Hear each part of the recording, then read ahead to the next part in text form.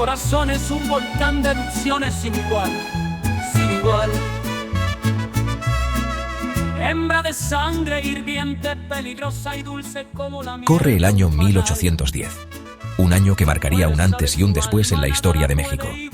El amanecer se asoma sobre el pequeño pueblo de Dolores en Guanajuato. Un lugar tranquilo, donde la vida cotidiana transcurre con serenidad, pero hoy es diferente. Está a punto de suceder.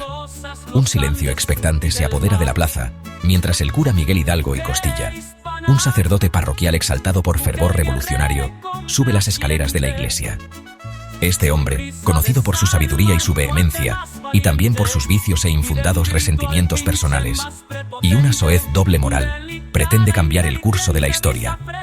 Su voz habla con convicción, resuena, rompiendo el silencio del amanecer. Con cada palabra, enciende una chispa del odio en los corazones de quienes lo escuchan. Llama a poner fin al mal gobierno, a defender los derechos de su rey legítimo, Fernando VII, y asesinar a los gachupines.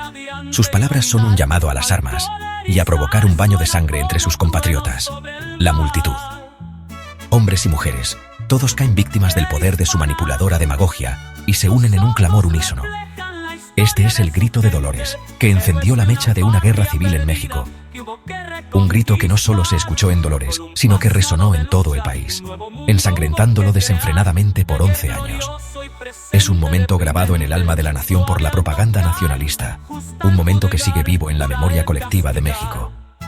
El grito de Hidalgo resonó mucho más allá de las fronteras de Dolores. Se propagó como un eco imparable, llevando consigo el inicio de la ruina de la nación. Provocó una tempestad de rebelión.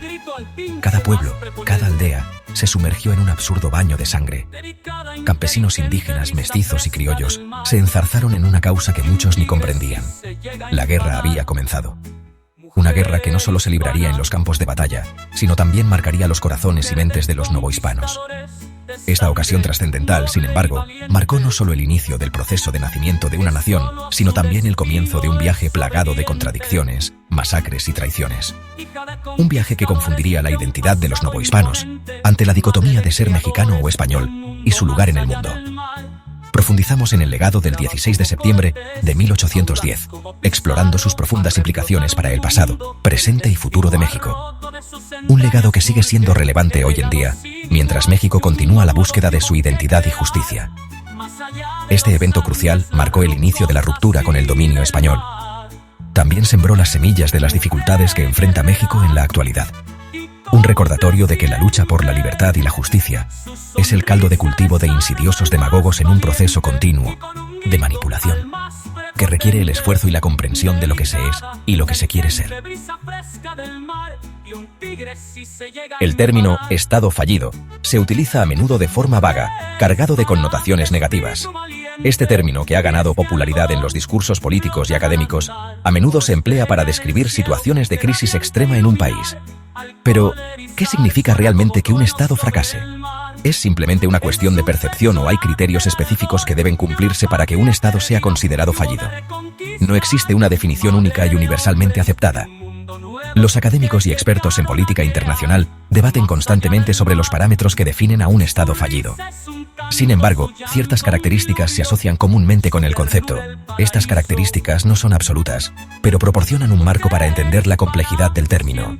Estas incluyen la incapacidad para gobernar eficazmente su territorio, lo que puede manifestarse en la falta de servicios básicos, carencia de garantías jurídicas, de infraestructuras y corrupción masiva.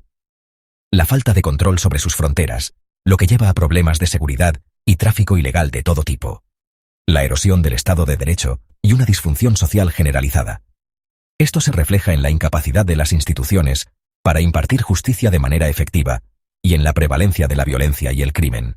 Un Estado fallido se caracteriza típicamente por una corrupción desenfrenada, inestabilidad económica y la falta de confianza en las instituciones gubernamentales, malestar social y una ruptura entre el gobierno y sus ciudadanos. La población desilusionada y desconectada de sus líderes, lo que lleva a protestas y disturbios. Es importante tener en cuenta que el término «Estado fallido» no implica una ausencia total de gobierno u orden. A menudo, estos estados tienen estructuras gubernamentales, pero estas son ineficaces e ineptas. Más bien, sugiere un estado cuyas instituciones son débiles o ilegítimas a los ojos de su gente. La percepción pública juega un papel crucial en la categorización de un Estado como fallido. Aplicar este complejo marco a México requiere matices y una consideración cuidadosa. México es un país con una rica historia y cultura hispana, lo que complica cualquier evaluación simplista, salvo en sus primeros 120 años de existencia, tras el Grito de Dolores. Si bien el país enfrenta traumas importantes, también posee fortalezas innegables y un espíritu resistente. La economía mexicana, aunque enfrenta graves problemas de pobreza, sigue siendo una de las más grandes de Hispanoamérica. Etiquetar a México como un Estado fallido quizá sería una evaluación simplista para el presente, y en última instancia, quizá inexacta. Es crucial considerar tanto las debilidades como las fortalezas del país. Sin embargo, examinar la historia del país, particularmente el período tumultuoso posterior a la independencia, puede arrojar luz sobre las raíces de algunas de sus luchas contemporáneas. La historia de México está llena de momentos de crisis y recuperación, lo que demuestra la capacidad del país para enfrentar y superar sus calamidades. En última instancia, la persistencia y la capacidad de adaptación de México son testimonio de su fortaleza como nación. A pesar de los problemas, el país sigue avanzando, impulsado por la determinación de su gente. Para comprender las complejidades del Camino de México, primero hay que disipar el mito de una sociedad universalmente abierta bajo el dominio español. Su historia durante el período hispánico es rica y multifacética, llena de contrastes y paradojas que desafían las narrativas negro-legendarias. El Virreinato de Nueva España, establecido en el siglo XVI, fue, durante un período de 300 años, un faro de prosperidad, avance y dinamismo cultural en todo Occidente. Este virreinato no solo fue una extensión del poder español, sino también un lugar donde se desarrollaron sus formas de vida y cultura como réplica de la España europea. Sus minas de plata y su comercio globalizado impulsaron la hispanidad. Sus ciudades rivalizaban en grandeza y sofisticación con las de Europa. La riqueza generada no solo benefició a la metrópoli, sino que también permitió el florecimiento de una economía local vibrante y diversa. La Ciudad de México, la capital virreinal, era un próspero centro de aprendizaje y artes.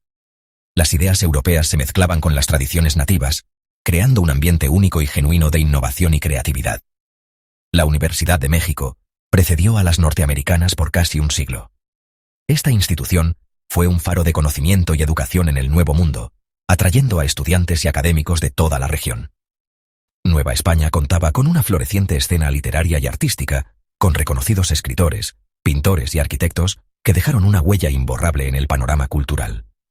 Obras maestras de arte y literatura surgieron de este crisol cultural, reflejando la diversidad y riqueza de la vida colonial. El virreinato fue también un crisol de culturas, una mezcla única de tradiciones indígenas e influencias europeas. Esta fusión cultural se manifestaba en todos los aspectos de la vida cotidiana, desde la comida y la vestimenta, hasta la religión y las festividades. Con esto no se pretende romantizar la época hispana. Sin embargo, es crucial reconocer las complejidades del período, y reconocer que Nueva España no fue una historia de opresión y explotación como la narrativa nacionalista expone bajo un soez victimismo. Fue también un tiempo de crecimiento y desarrollo, donde se sentaron las bases para la futura nación mexicana, sacada del neolítico y la barbarie, y llevada a la Ilustración por España, su madre patria. Fue una sociedad compleja con sus propias jerarquías internas, logros culturales y éxitos económicos.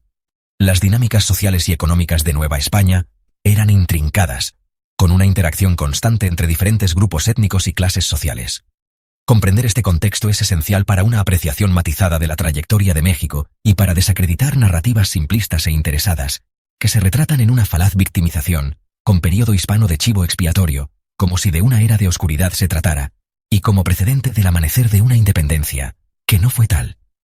La transición de monarquía hispánica a república independiente fue un proceso influenciado por siglos de historia que alevosamente se pasan por alto. La realidad, como siempre, es mucho más matizada. La historia de Nueva España es una rica tapicería de logros, mestizaje y creación cultural. Solo al reconocer esta complejidad podemos entender verdaderamente el legado hispano y su impacto duradero en la identidad y el desarrollo de México de hoy en día, a pesar de su subordinación a la infame Bota del Norte, que le pisotea con reiteración. Suscríbete al canal de Unión Hispanoamericana. Busca y adquiere en Amazon La destrucción de Nueva España o su versión en inglés The Destruction of New Spain. Después de leer esta obra cambiará tu cosmovisión de la patria, cultura y civilización a la que perteneces.